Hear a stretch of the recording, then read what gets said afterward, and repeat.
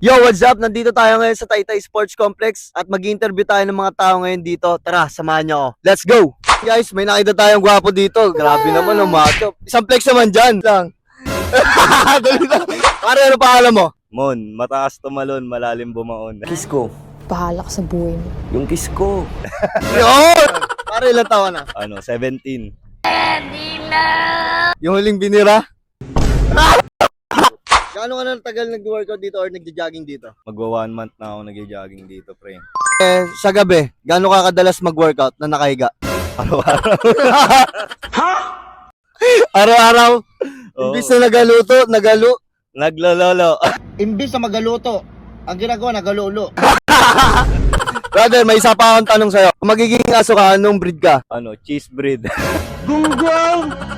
Barinig kita sa mukha eh! Hindi, ako, toy poodle ako. Bakit? Maligalig kasi. Pwede ba namin marinig ang kahol ng toy poodle? Ay, yung masarap na kahol. Brother, thank you.